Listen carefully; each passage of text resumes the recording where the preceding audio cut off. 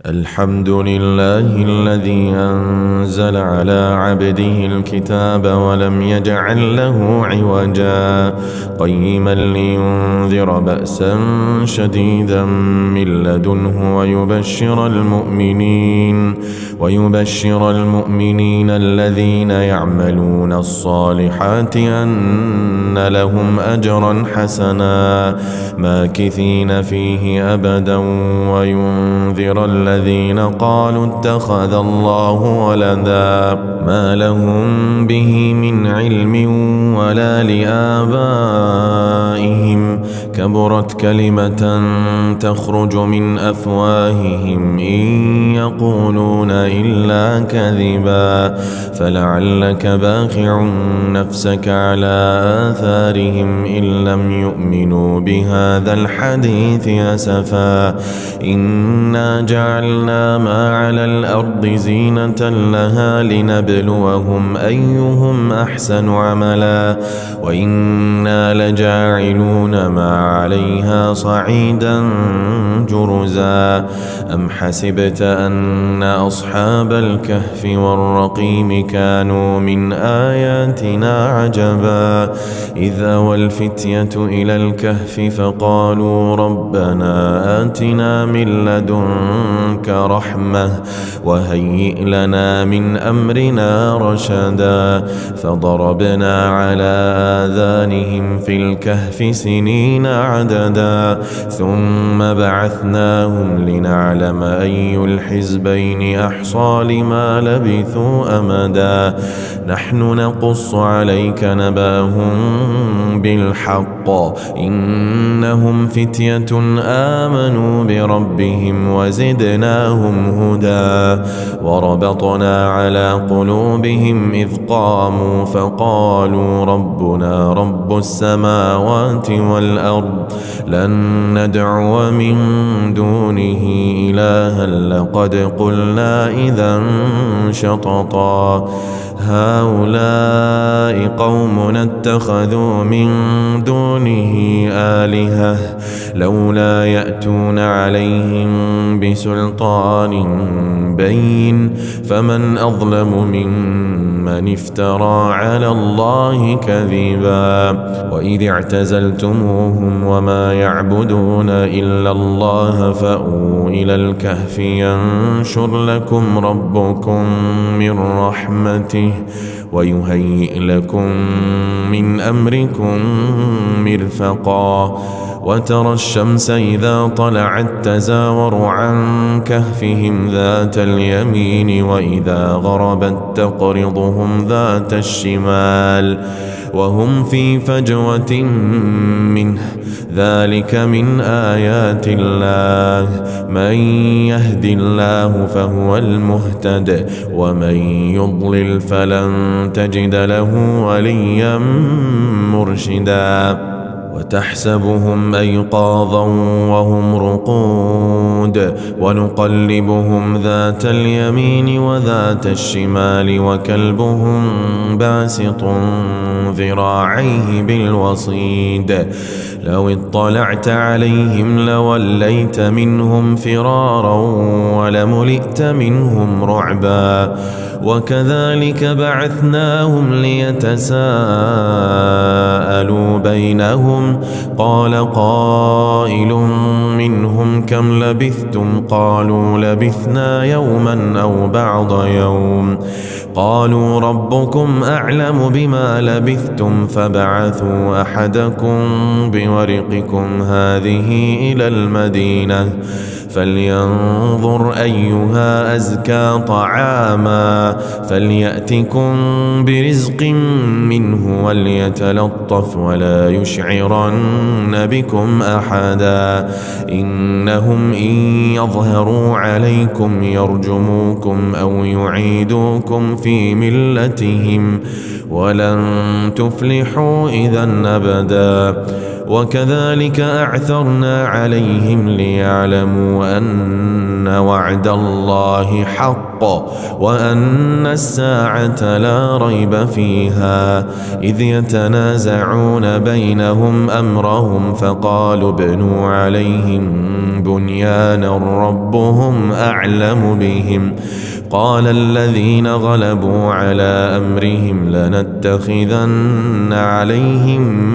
مسجدا سيقولون ثلاثة رابعهم كلبهم ويقولون خمسة سادسهم كلبهم رجما بالغيب ويقولون سبعة وثامنهم كلبهم قل ربي أعلم بعدتهم ما يعلمهم إلا قليل فلا تمار فيهم إلا مراء ظاهرا ولا تستفت فيهم منهم أحدا ولا تقولن لشيء إني فاعل ذلك غدا إلا أن يشاء الله واذكر ربك إذا نسيت وقل عسى أن يهديني ربي لأقرب من هذا رشدا ولبثوا في كهفهم 300 سنين وازدادوا 9 قل الله أعلم بما لبثوا له غيب السماوات والأرض أبصر به وأسمع ما لهم من دونه من ولي ولا يشرك في حكمه أحدا واتل ما أوحي إليك من كتاب ربك لا مبدل لكلماته ولن تجد من دونه ملتحدا واصبر نفسك مع الذين يدعون ربهم بالغداة والعشي يريدون وجهه ولا تعد عيناك عنهم تريد زينة الحياة الدنيا ولا تطع من أغفلنا قلبه عن ذكرنا واتبع هواه وكان أمره فرطا وقل الحق من ربكم فمن شاء فليؤمن ومن شاء فليكفر إنا أعتدنا للظالمين نارا أحاط بهم سرادقها وإن يستغيثوا يغاثوا بماء كالمهل يشوي الوجوه بئس الشراب وساءت مرتفقا إن الذين آمنوا وعملوا الصالحات إنا لا نضيع أجر من أحسن عملا أولئك لهم جنات عدن تجري من تحتهم الأنهار يحلون فيها من أساور من ذهب ويلبسون ثيابا خضرا من سندس واستبرق متكئين فيها على الأرائك نعم الثواب وحسنت مرتفقا واضرب لهم مثلا الرجلين جعلنا لأحدهما جنتين من أعناب وحففناهما بنخل وجعلنا بينهما زرعا كلتا الجنتين آتت أكلها ولم تظلم منه شيئا وفجرنا خلالهما نهرا وكان له ثمر فقال لصاحبه وهو يحاوره أنا أكثر منك مالا وأعز نفرا ودخل جنته وهو ظالم لنفسه قال ما أظن أن تبيد هذه أبدا وما أظن الساعة قائمة ولئن رددت إلى ربي لأجدن خيرا منها منقلبا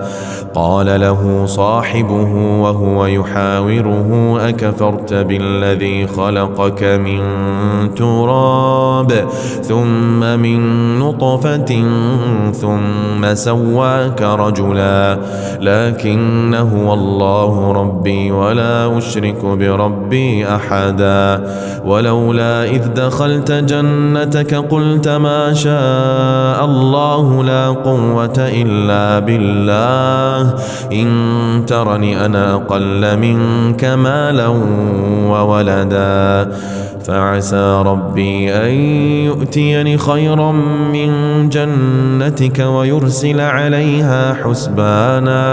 ويرسل عليها حسبانا من السماء فتصبح صعيدا زلقا أو يصبح ماؤها غورا فلن تستطيع له طلبا وأحيط بثمره فأصبح يقلب كفيه على ما أنفق فيها وهي خاوية على عروشها ويقول يا ليتني لم أشرك بربي أحدا ولم تكن له فئة ينصرونه من دون الله وما كان منتصرا هنالك الولاية لله الحق هو خير ثوابا وخير عقبا واضرب لهم مثل الحياة الدنيا كماء إن أنزلناه من السماء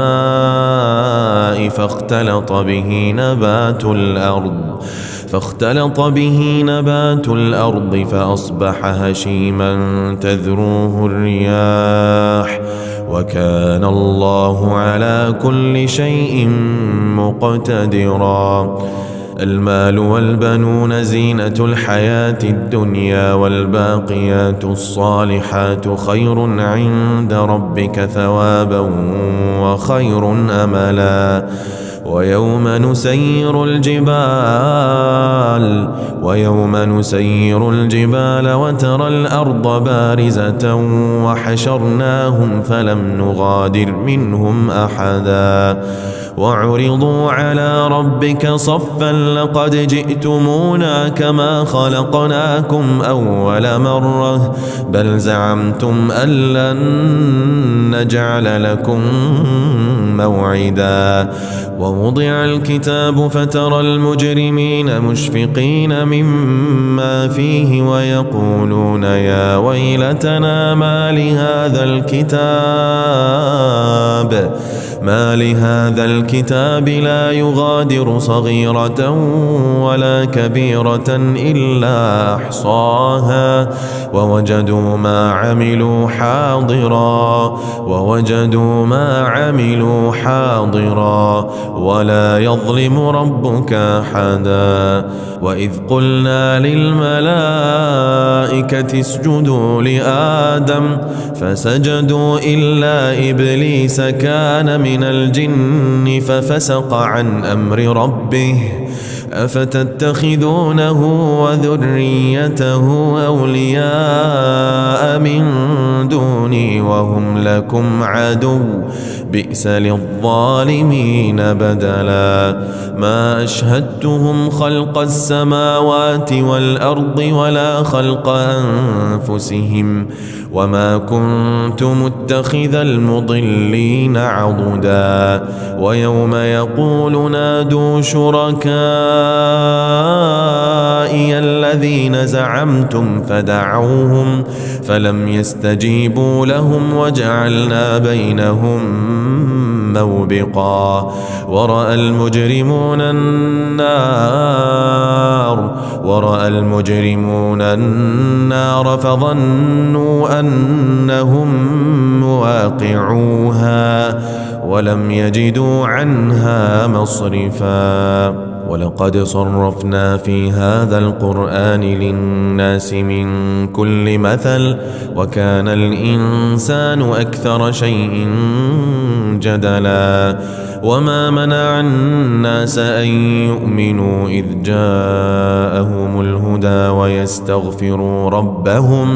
ويستغفروا ربهم إلا أن تأتيهم سنة الأولين أو يأتيهم العذاب قبلا وما نرسل المرسلين إلا مبشرين ومنذرين ويجادل الذين كفروا بالباطل ليدحضوا به الحق واتخذوا آياتي وما أنذروا هزوا ومن أظلم ممن ذكر بآيات ربه فأعرض عنها ونسي ما قدمت يداه إنا جعلنا على قلوبهم أكنة أن يفقهوه وفي آذانهم وقرا وإن تدعهم إلى الهدى فلن يهتدوا إذن أبدا وربك الغفور ذو الرحمة لو يؤاخذهم بما كسبوا لعجل لهم العذاب بل لهم موعد لن يجدوا من دونه موئلا وتلك القرى أهلكناهم لما ظلموا وجعلنا لمهلكهم موعدا وإذ قال موسى لفتاه لا أبرح حتى أبلغ مجمع البحرين أو أمضي حقبا فلما بلغا مجمع بينهما نسيا حوتهما فاتخذ سبيله في البحر سربا فلما جاوزا قال لفتاه آتنا غداءنا لقد لقينا من سفرنا هذا نصبا قال أرأيت إذ أوينا إلى الصخرة فإني نسيت الحوت وما أنسانيه إلا الشيطان أن أذكره واتخذ سبيله في البحر عجبا قال ذلك ما كنا نبغي فارتدا على آثارهما قصصا فوجدا عبدا من عبادنا آتيناه رحمة من عندنا وعلمناه من لدنا علما قال له موسى هل أتبعك على أن تعلمني مما علمت رشدا قال إنك لن تستطيع معي صبرا وكيف تصبر على ما لم تحط به خبرا قال ستجدني إن شاء الله صابرا ولا أعصي لك أمرا قال فإن اتبعتني فلا تسألني عن شيء حتى أحدث لك منه ذكرا فانطلقا حتى إذا ركبا في السفينة خرقها قال أخرقتها لتغرق أهلها لقد جئت شيئا إمرا قال ألم أقل إنك لن تستطيع معي صبرا قال لا تؤاخذني بما نسيت ولا ترهقني من أمري عسرا فانطلقا حتى إذا لقيا غلاما فقتله قال أقتلت نفسا زكية بغير نفس لقد جئت شيئا نكرا قال ألم أقل لك إنك لن تستطيع معي صبرا قال إن سألتك عن شيء بعدها فلا تصاحبني قد بلغت من لدني عذرا فانطلقا حتى إذا أتيا أهل قرية استطعما أهلها فأبوا أن يضيفوهما فوجدا فيها جدارا يريد أن ينقض فقامه قال لو شئت لاتخذت عليه أجرا قال هذا فراق بيني وبينك سأنبئك بتأويل ما لم تستطع عليه صبرا أما السفينة فكانت لمساكين يعملون في البحر فأردت أن أعيبها وكان وراءهم ملك يأخذ كل سفينة غصبا وأما الغلام فكان أبواه مؤمنين فخشينا أن يرهقهما طغيانا وكفرا فأردنا أن يبدلهما ربهما خيرا منه زكاة وأقرب رحما. وأما الجدار فكان لغلامين يتيمين في المدينة وكان تحته كنز لهما وكان أبوهما صالحا فأراد ربك أن يبلغا أشدهما ويستخرجا كنزهما رحمة من ربك وما فعلته عن أمري ذلك تأويل ما لم تسطع عليه صبرا. ويسألونك عن ذي القرنين قل سأتلو عليكم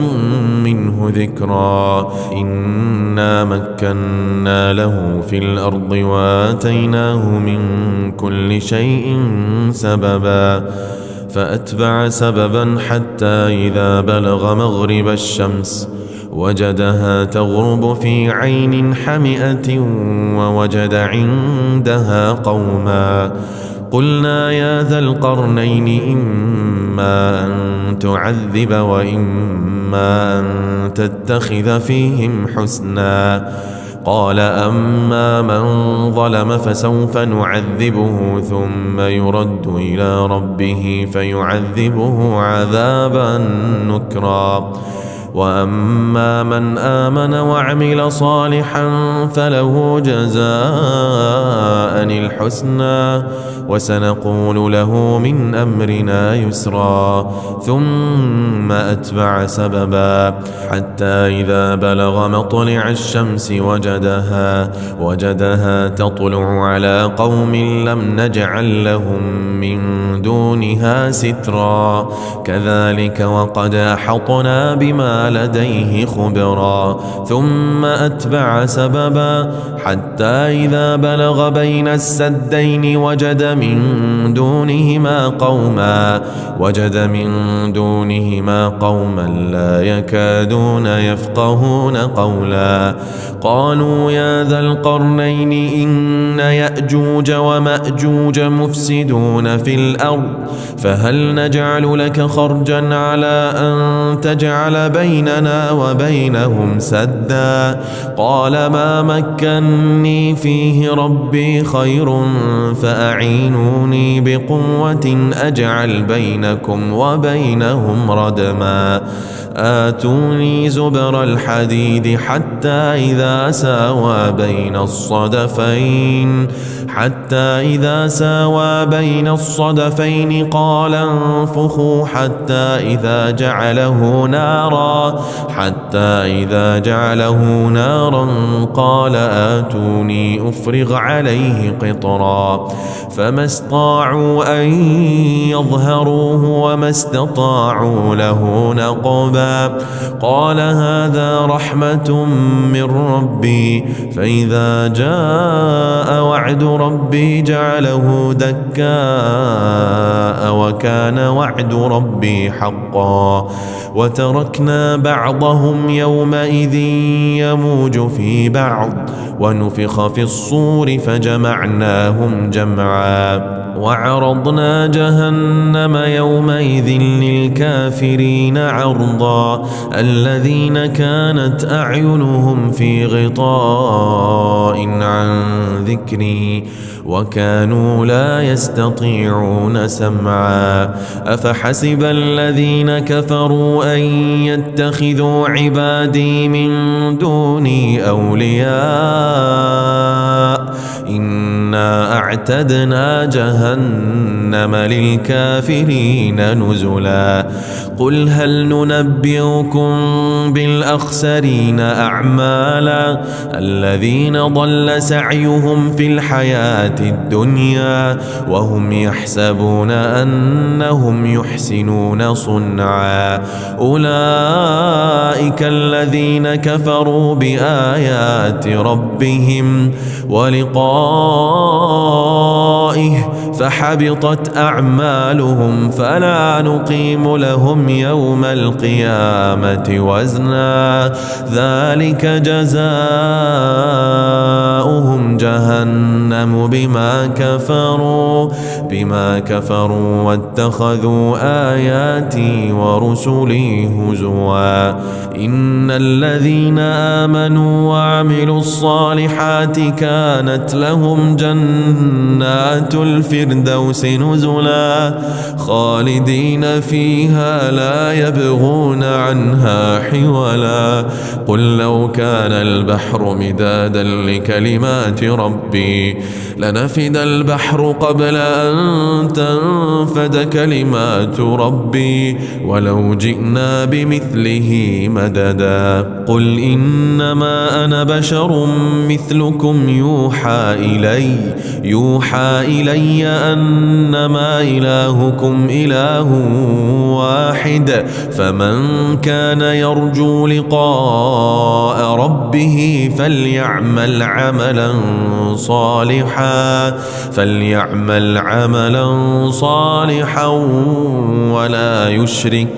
ولا يشرك بعبادة ربه أحدا.